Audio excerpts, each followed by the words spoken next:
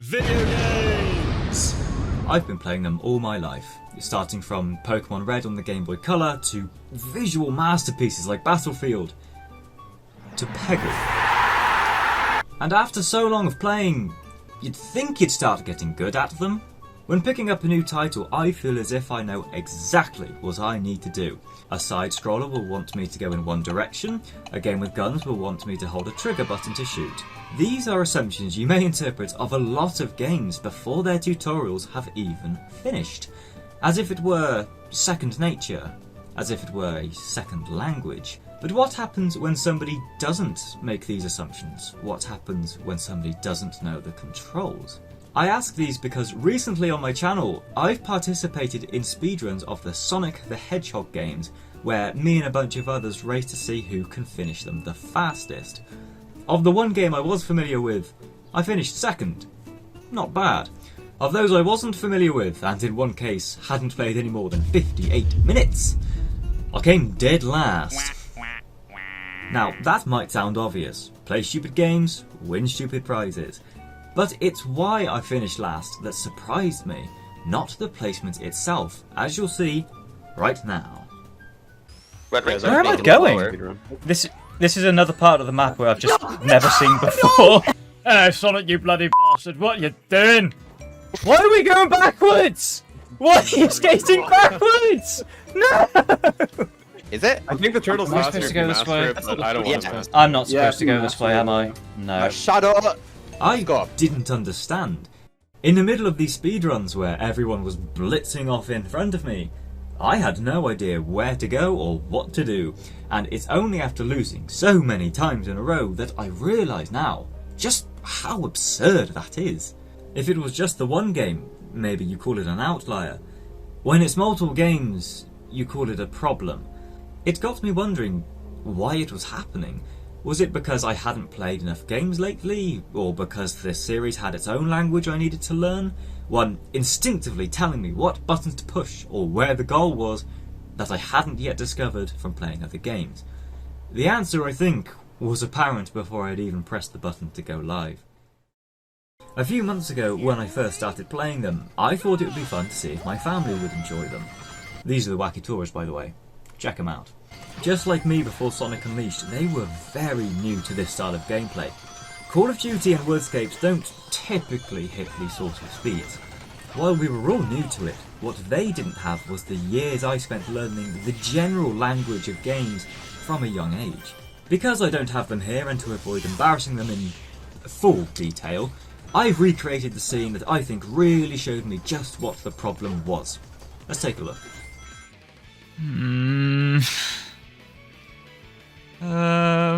What are you doing? I don't know where to go! Well, where do you think you need to go? I don't know! Oh, really? You need to jump up those platforms right there. How do you know that? I don't know. These games don't tell you anything. And I don't think it was any more clear to me than at the start of the Sonic Mania race. Okay. I've already messed up. What's the controls? I am immediately behind. What's the controls? What's the controls? Hey, this guy. Ask us what the controls were. I didn't know you could charge the spin dash to gain more speed. You can pull these things down? What? I didn't know that you had to completely let go of the controller to fling off horizontal poles. Denny? Up. Denny, you just want to leave Sonic to spin around on those things by himself. There we go. The problem was the game designers assuming that I would make assumptions on how to play. In terms of controls, when I look at an Xbox or a PlayStation controller, I know that out of the 4 circular buttons, the bottom one will most likely make a character jump. I know the triggers on the back will involve aiming and shooting, should there be any weapons involved. A person holding a controller for the first time wouldn't know that though. And what we both don't know is what happens when we combine these controls unless it happens by chance or we are told. Now, to give credit to the older games, they used to come with manuals you could read on the car journey home or on the train before you've even put the disc in the console. I could open up my crashed Twinsanity box right now and figure out that as Cortex, I can perform a radial blast by pressing the A and B buttons together. But when you take that manual away, everything you rely on, you would think, would be explained within the game itself. While sports games can get away with not needing to tell you what to do, Big Blue Hedgehog jumping on Floaty Island cannot. This is why, while gory, one of the most accessible games you can pick up and play is Borderlands. The opening 10 minutes are your time to learn. We're talking hints at every opportunity, telling you what you need to do. How to open a chest, how to open a menu. It's all explained. But to play devil's advocate for a second, Sonic games are much faster. You may say that to stop and read multiple signs would kill the game's pacing. And to that I say, the game's pacing shouldn't matter at all. Before you go 1,000,000 miles an hour, you have to learn how to do so. The same way as before you can learn to drive 1,000,000 miles an hour, you have to learn how to do so. And if players don't, then they're going to struggle. This is why Borderlands provides these hints. Before you can go and shoot up an army of bandits, you have to learn how to manage your weapons, and once you're familiar with it, you can turn off these hints permanently for all future playthroughs, thereby eliminating the pacing problem until you may need them again. This, in my opinion, is how it should be done, incorporating control instructions into the gameplay instead of having to look up a control menu, because A, who looks at them, and B, they don't always tell you the controls. But that's only half the problem. Once you have the controls down, then you need to know where to go, and this is another part that Borderlands excels at, the Waypoint. Right from those first 10 minutes, you have a mini-map. You have a compass at the bottom of your screen, you have an even bigger map, all showing exactly where your waypoint marker is and where the game wants you to go. Now, let's remind ourselves of what happens when you take all those waypoints away. I'm drowning, okay. I'm drowning. Hello? Oxygen!